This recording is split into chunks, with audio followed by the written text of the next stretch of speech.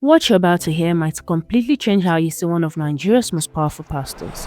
Everyone knows Pastor Lazarus Muoka and his massive Lord's Chosen ministry, but the real story of how it all started? Most people have no idea what this man was actually doing before he became the spiritual giant we know today. Here's what will shock you. This man recently suspended his own son just 24 hours after the son's wedding. Why? For disobedience. I still discipline my children. One of them wedded yesterday. I disciplined him last night. Yes. I say you are now suspended. That is the same iron discipline that built one of Nigeria's fastest growing churches from just 3 people. There is a side of this story nobody's talking about, and that is exactly what we're unpacking today. Trust me, you won't see Pastor Muoka the same way after this. This is RNN TV, where we break down the news in a way that is clear, honest, and fearless. We ask the hard questions and share the facts, even when others won't. I am Esther Olateju, and today we are diving deep into a story that will surprise you. Let's break this down clearly. December 23, 2002. While most Nigerians were preparing for Christmas, a motor parts dealer named Lazarus Muoka gathered just 3 people in a small room at number 16, Odunaike Street, Lasamaja, Lagos. That day, he found that would become the Lord's Chosen Charismatic Revival Ministries. But here is what shocked me. This wasn't his first attempt at ministry. And this man who would later fill stadiums across Nigeria, he started with just 3 people who believed in his vision. Now here is something that will break your heart. Just last year, in July 2023, Pastor Muoka lost his beloved wife, Joy, his second wife who had been by his side through the ministry's greatest growth.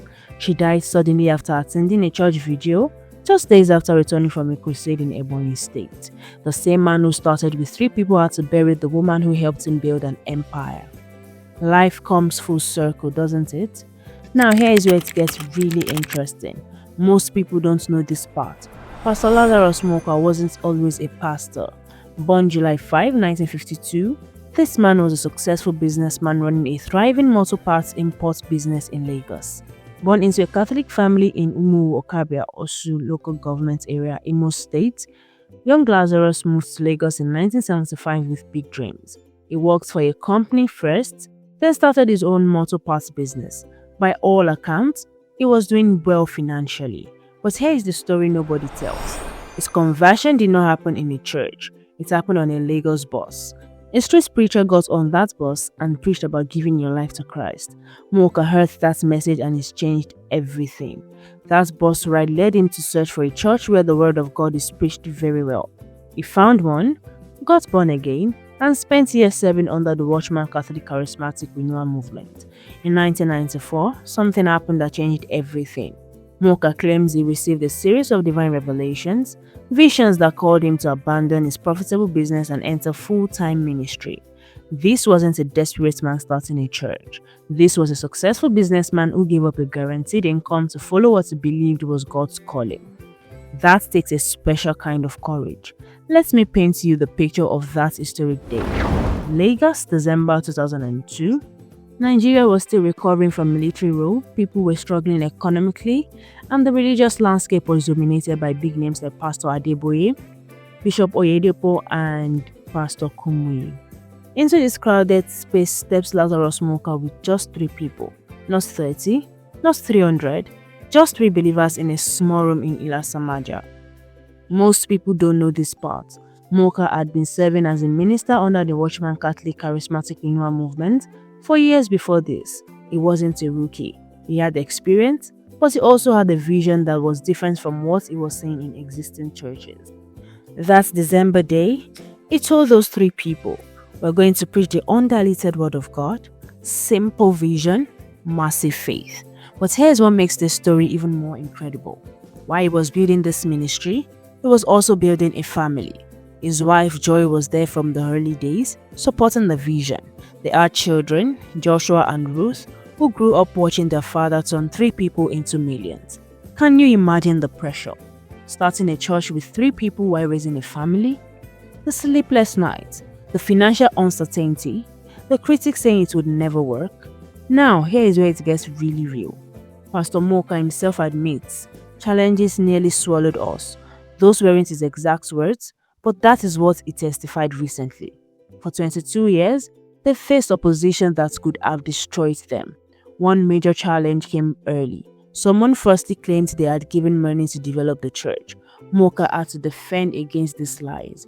When God is doing something, he says, the devil would bring his agents to hinder it. Critics have called his miracles stage-managed and fake. A former member even claimed Muoka just changed him of 317 million naira after an unwritten investment agreement. These are the battles nobody talks about. But here's what is remarkable. Through all of this man never compromised his discipline. Just recently, he suspended his own son Joshua just 24 hours after the young man's wedding. Why? For disobedience. That is the same iron will that built his ministry. Now, here is why this story matters to every Nigerian watching this. In 2002, our country was hungry for something real. People were tired of fake pastors, tired of empty promises, tired of churches that seemed more interested in money than miracles. Muoka's story reflects something deep in the Nigerian spirit, the courage to start small but dream big. He left a comfortable business to chase a vision. That is pure Nigerian also, but with a spiritual twist. And here is what is remarkable. From those 3 people in Ila Samaja, Lost Chosen has grown to millions of members across Nigeria and internationally. They now have branches in America, Europe, and across Africa. The man who started with 3 people now fills the largest venues in Nigeria. The motto Pass Dealer became one of the most recognizable phrases in Nigerian Christianity.